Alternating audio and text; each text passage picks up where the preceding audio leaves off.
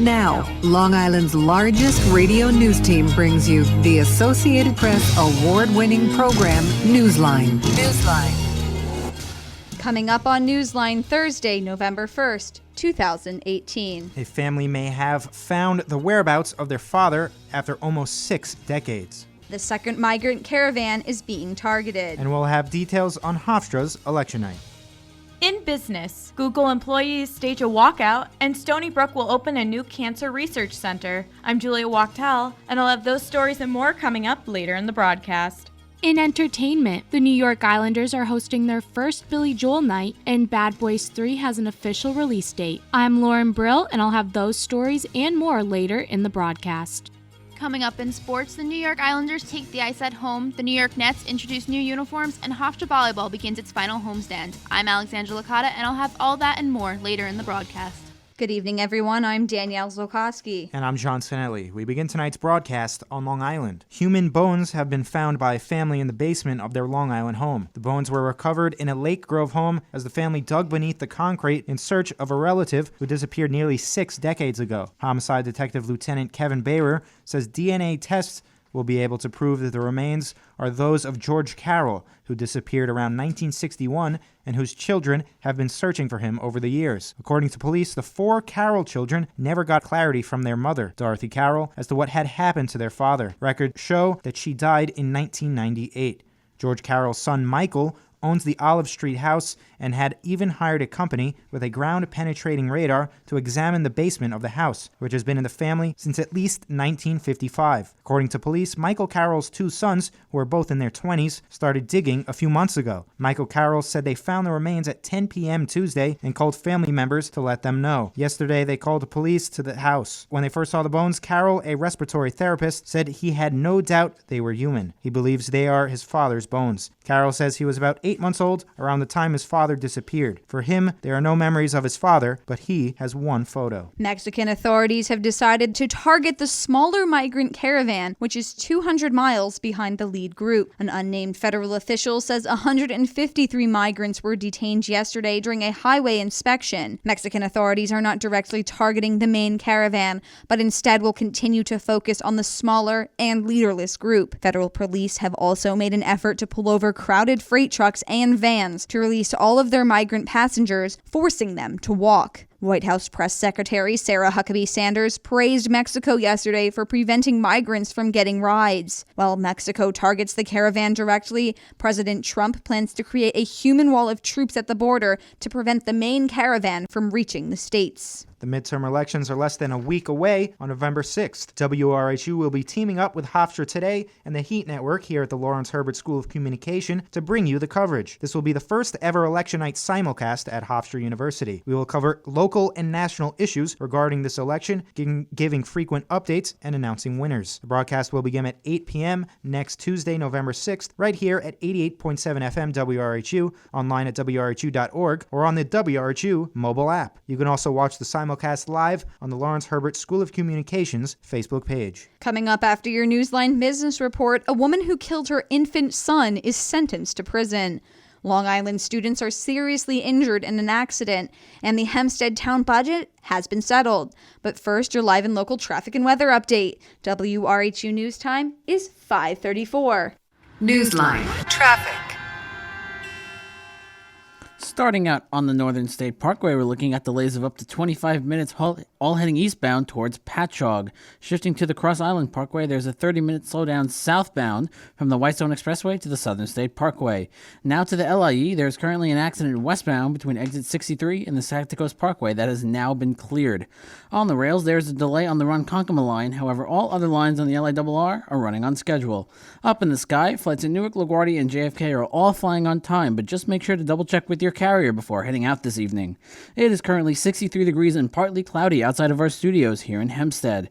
Tomorrow, expect scattered thunderstorms with a high of 66 and a low of 56. With your Newsline traffic and weather update, I'm Jake Diamond, and I'll have another up-to-the-minute report later in the broadcast. Newsline business news. In business, After the popular department store Sears filed for bankruptcy, the underwear maker Hanes Brands cut its fourth quarter by $15 million and operating profit outlook by about $5 million. The company owns Sears and Kmart and specifically blames the Sears bankruptcy as a result to the loss of profit. Hanes Brands set aside $14 million for what it expects to lose as a creditor of Sears. The company says it accounted for only 1% of its sales, and they are still expecting a fourth quarter of $1.7 billion. Shares are down about 23% for the year, dropping 8% in midday trading on Thursday. Google employees around the world staged walkouts today to protest the workplace culture that has turned a blind eye to sexual harassment as well as discrimination. The Google walkout follows the outcry over a New York Times investigation detailing years of sexual harassment allegations, multi-million-dollar severance packages for accused executives, and a lack of transparency over the cases. Director of Google X, Richard Duvall, resigned from his position earlier this week. The Times reported that he has sexually harassed a job applicant. Stony Brook Medicine will begin moving researchers as well as some other employees into the new 240,000 square foot cancer research center located on Stony Brook's East Campus. Stony Brook is holding a ribbon-cutting ceremony to celebrate the $194 million construction project. This building is part of a larger $450 million expansion that also includes a children's hospital. The Cancer Center will open to patients in January and is named the Medical and Research Translation Building. And now for your closing numbers. Today was a green day for the market. The Dow Jones rose 265 points, ending with 25,381. NASDAQ gained 128 points, closing with 7,434. And S&P increased 29 points, finishing the day with 2,740. With Newsline Business, I'm Julia Wachtel. WRHU News Time is 5:37. A Center Reach mom who tried to kill her newborn son will be sentenced today. Solia Aparicio Santos was convicted of second-degree murder and endangering the welfare of a child on September 27th after trying to smother her child with a pillow just minutes after he was born. The baby survived and is now in foster care. The 33-year-old now faces up to 25 years in prison. 4 students are suffering from serious injuries after a 4-car accident on Long Island yesterday resulted in one of the vehicles crashing into them. The incident took place around 3 p.m. in Elmont. Police say one of the vehicles veered off the road, hit a tree and a pole, struck the children, and flipped over. It ended up in a resident's yard. Nassau County Police Commissioner Patrick Ryder says there were 4 kids standing there on the sidewalk who had just left school. The students included 3 girls and 1 boy who had just left Elmont High School. They are said to be 15 and 16 years old. Authorities say 2 of the girls are in critical condition, while the other 2 students are in serious condition. The investigation is ongoing into how the crash occurred. Following several weeks of back-and-forth debate regarding its 2019 budget, the Hempstead Town Board won its battle with Supervisor Laura Gillen. It has passed its spending plan over hers, which includes tax reductions by 3.5%. The board says Gillen's budget would increase taxes, which she disputes. Therefore, it proposed its own budget, which the supervisor says will only reduce its promised cuts if employee retirements happen as planned. The spending plan also included amendments from Gillen, which she says contributed to the tax cut homeowners will be receiving. Among the budget cuts included in the adopted spending plan is the elimination of vacant positions in the town budget. The town will no longer budget full-year funding for positions that are vacant at the start of the 2019 calendar year. Positions expected to become vacant during the year will be reflected through pro-rated cost savings. The board says this alone constitutes $9 million in savings. The budget also requires the town attorney's office to handle more legal cases in-house instead of hiring outside counsel. The change will have $450,000. Gillen voted against the budget. The board disagreed with Gillen's reasoning,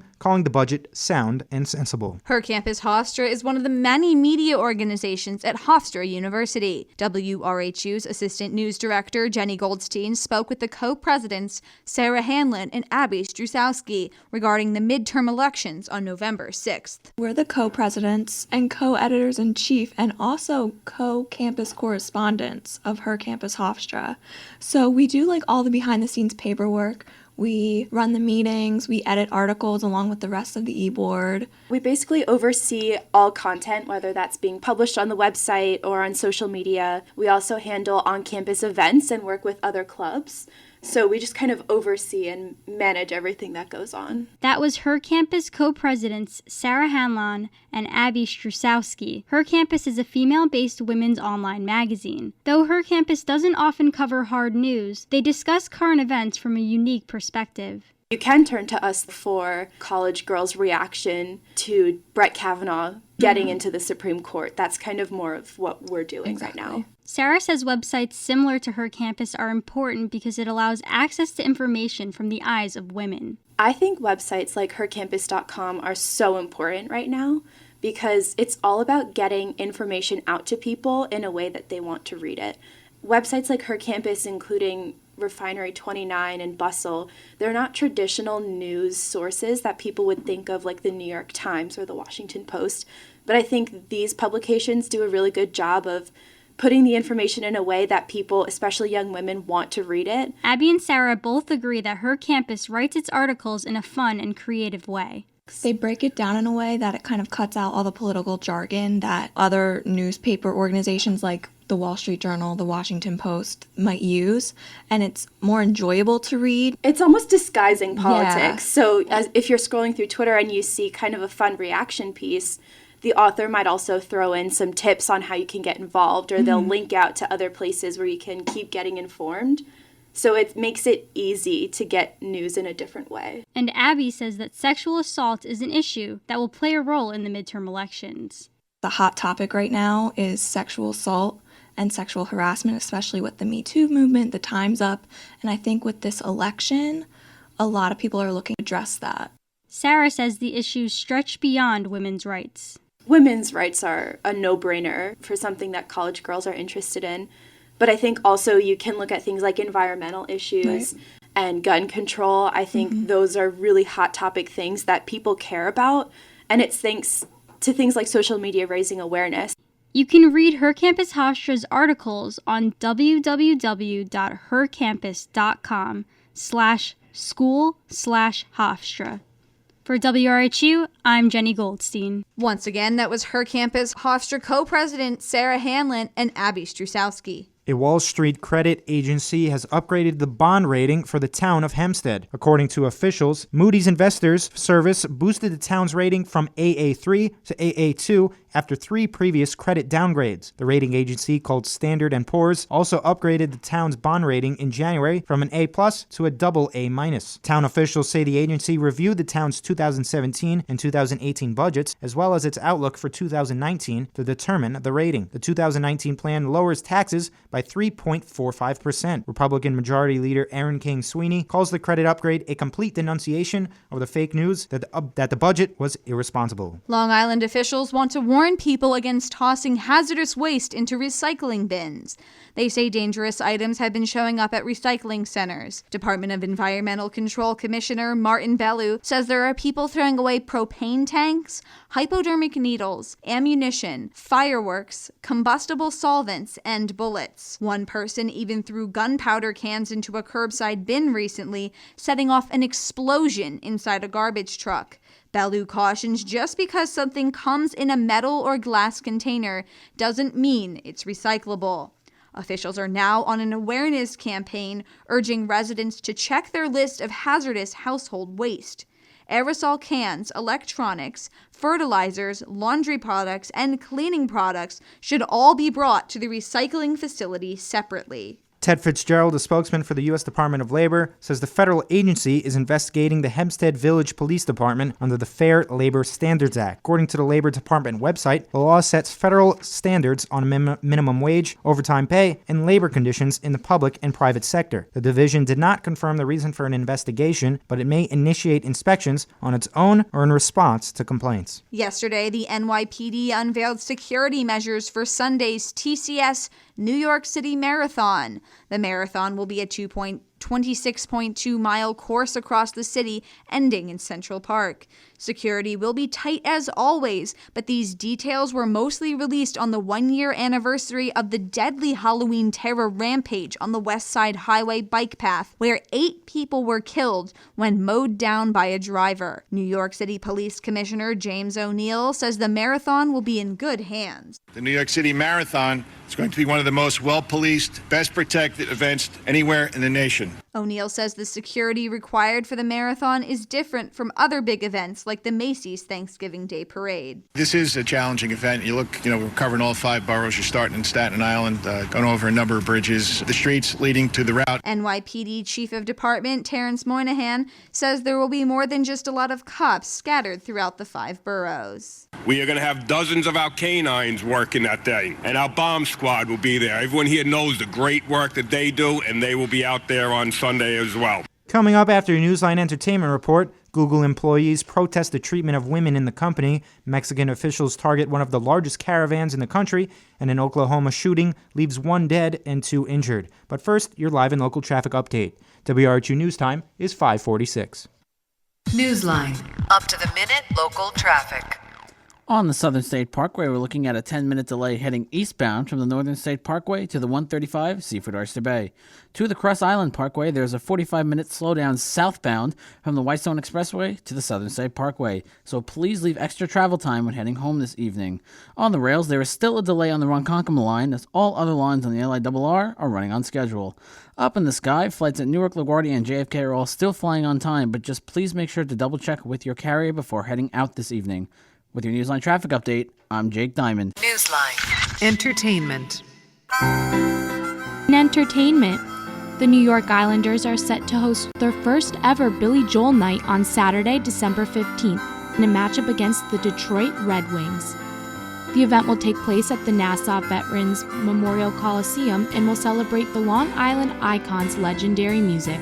Doors open for the game at 6 p.m., and the first 10,000 fans in attendance will receive a special Islanders-themed Billy Joel bobblehead. Joel's music will be played throughout the game, and fans in attendance have a chance to win tickets to Joel's sold-out New Year's Eve performance at Nassau Coliseum. The game begins at 7 p.m. Will Smith and Martin Lawrence announced today that Bad Boys 3 is officially a go. The film, entitled Bad Boys for Life, is the 3rd film in the popular action series. The series was repeatedly added and pulled from Sony's release calendar, causing Lawrence and Smith to think the 3rd installment would not happen. However, Smith posted a video with Lawrence on Instagram today announcing that the film has an official release date. Bad Boys for Life is set to be released January 17th, 2020. Yesterday, Mac Miller's friends, fans, and family gathered in Los Angeles at the Greek Theater to pay tribute to the late rapper with a concert in his honor. Mac Miller, A Celebration of Life, included performances from John Mayer, Chance the Rapper, and Travis Scott. The artists performed several of Miller's most famous songs, as well as their own hits. The concert included several video packages, including home video footage of Miller throughout his life, as well as pre-taped messages from more of his friends. The evening ended with Miller's parents, Karen and Mark McCormick, joining all the performers on stage for one last tribute to the rapper. Proceeds from the concert will benefit and honor the launch of Mac Miller's Circles Fund, which will provide programming, resources, and opportunities to youth from underserved communities. For Newsline Entertainment, I'm Lauren Brill. WRHU News Time is 5:48. Robert Bowers, the man accused of gunning down 11 people in a synagogue in Pittsburgh, pleaded not guilty today to federal hate crime and other charges. A grand jury charged the 46-year-old in a 44-count indictment with murder, hate crime, obstructing the practice of religion, and other charges. In his court appearance today, Bowers requested a trial by jury. Prosecutors say Bowers entered the Tree of Life Synagogue during services on Saturday morning with multiple firearms, including a Glock 357 caliber handgun and a Colt AR-15 rifle. He made statements expressing his desire to, quote, kill Jews as he stalked his victims. Many of his comments were made on a website called Gab, a less mainstream micro-blogging site that has become popular amongst white nationalists and others with extremist views. Andrew Torba is the founder of the social media platform. He says there was no reason to take action against Pittsburgh synagogue shooting suspect Robert Bowers after a post saying the Hebrew Immigration Aid Society, quote, likes to bring invaders that kill our people. I can't sit by and watch my people get slaughtered. Screw your optics, I'm going in. I don't know. Do you see a direct threat in there? Because I don't. What would you expect us to do with a post like that? You want us to just censor anybody that says the phrase, I'm going in? Is that what you're proposing here? The shooter had a history of posting online conspiracy theories about Jews and threatening the Jewish community. Google employees around the world staged a walkout today to protest the treatment of women in the company. Protesters in New York carried signs with such messages as "Not okay Google" and the company's one-time motto, "Don't be evil." The organizers say the tech company mishandled sexual misconduct allegations against executives. Protesters called for an end to forced arbitration in cases of harassment and discrimination. They also want Google to commit to ending pay inequity and to create a publicly disclosed sexual harassment report and a clearer process for reporting complaints. Many employees outside Google's New York offices cited job security in refusing to talk. The organizers say Google has publicly championed diversity and inclusion but hasn't taken enough action. South Korean President Moon Jae-in said today that North Korean leader Kim Jong-un will soon visit Seoul. Moon said in front of the National Assembly, quote, "A return visit to Seoul by Chairman Kim Jong-un will take place soon." The comment, included during his speech on the government's next proposed budget, came as Moon also elaborated on the prospects for continuing to improve the relations between the two nations, including denuclearizing the peninsula. Leaders of the two Koreas announced during the third Inter-Korean Summit in Pyongyang in September that Kim will make a return visit to Seoul within this year, unless there are extenuating circumstances. Kim would become the first leader of North Korea to ever visit South Korea's capital. The Department of Homeland Security is launching an investigation on allegations of racial discrimination at the U.S. Coast Guard Academy. Congress is already putting pressure on the Coast Guard to address complaints about racial insensitivity, disparities in discipline, and the administration's response. Spokeswoman for the Office of Inspector General, Arlen Morales, says the probe began a few months ago and could take up to a year to complete. The investigation will look at how the Academy responds to the allegations of racial discrimination. A shooting in Oklahoma killed an 18-year-old man and left 2 teenage girls injured today. The Okmulgee County Sheriff Eddie Rice says one of the girls is in critical condition, while the other is reportedly stable. The suspect, Amy Lennon Hall, who is believed to be the mother of at least one of the victims, is in police custody. The Tulsa World reports Hall left the home after the shooting, but was quickly tracked down by officers and taken into custody. Hall is being held in jail on preliminary charges of 1 count of first-degree murder and 2 counts of shooting with intent to kill. Formal charges have not yet been filed. Goldman Sachs former investment bankers Tim Leissner and Roger Ng have been charged in a $4 billion Malaysian funding scheme. Leissner pleaded guilty to conspiring to launder money and to violate the Foreign Corrupt Practices of acting officials say he will forfeit $43.7 million as a result of his crimes. Prosecutors say Zhou Lo, the Malaysian financier who allegedly masterminded the fraud, he is at large and was last seen in China. These are the first charges against anyone who has worked for Goldman Sachs. The company was the primary bond underwriter for the fund, known formally as Malaysia Development Berhad. The Justice Department says a federal grand jury has charged companies in China and Taiwan with a scheme to steal trade secrets from Micron. Micron is based in Idaho and controls nearly a quarter of the dynamic random access memory industry. Attorney General Jeff Sessions says the Chinese use this technology to compete with the U.S. The Taiwan defendant company then partnered with a Chinese state-owned company so that ultimately China could steal this technology from the United States and then use it to compete against us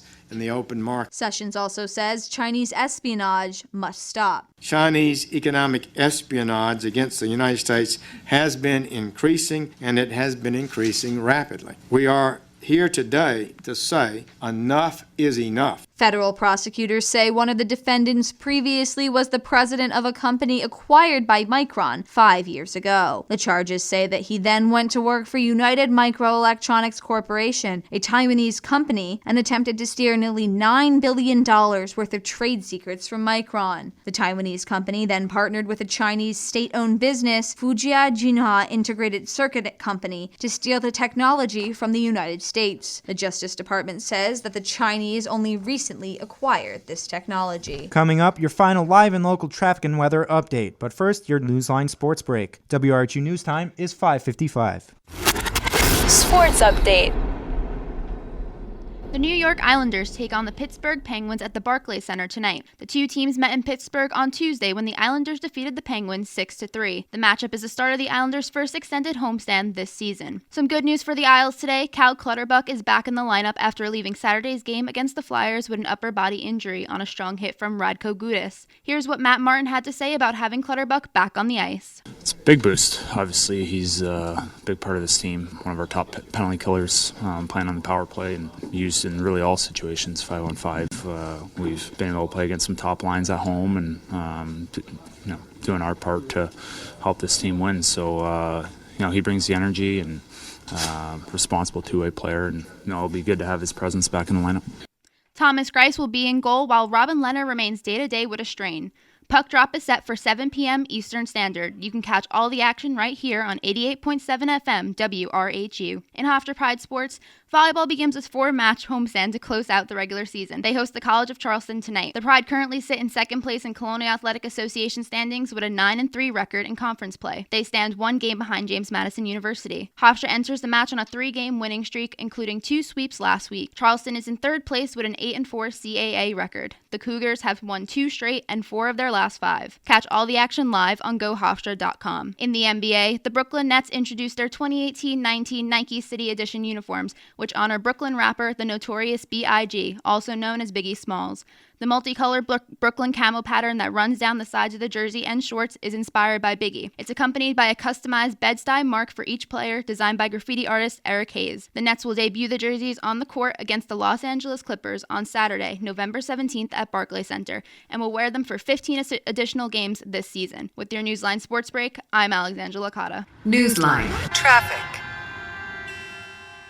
There is an accident on the Grand Central Parkway eastbound approaching 69th Road, which has the center and right lanes blocked. To the Van Wyck Expressway, there is a 50-minute slowdown heading southbound from the Whitestone Expressway to the JFK Expressway. On the rails, there is still a delay on the Ronkonkoma line. However, all other lines on the LIRR are running on schedule. Up in the sky, flights at Newark, LaGuardia, and JFK are all still flying on time, but again, please make sure to double-check with your carrier before heading out this evening. It is currently 63 degrees and partly cloudy outside of our studios here in Hempstead. Now for your extended weather forecast. Tomorrow, expect scattered thunderstorms with a high of 66 and a low of 56. On Saturday, we will see more scattered rainfall with a high of 58 and a low of 40. And finally, on Sunday, we will see the sun with a high of 54 and a low of 45. For Newsline Traffic and Weather, I'm Jake Diamond. And that'll do it for tonight's edition of Newsline. Many thanks to the entire WRHU news team. Our engineer this evening is Tom Bauer. Stay tuned for the Rock and Roll Oasis, only here on your 2-time Marconi Award-winning college radio station, 88.7 FM, Radio Hofstra University. For Newsline, I'm John Sinelli. And I'm Danielle Zolkowski. Thanks for listening and have a great night.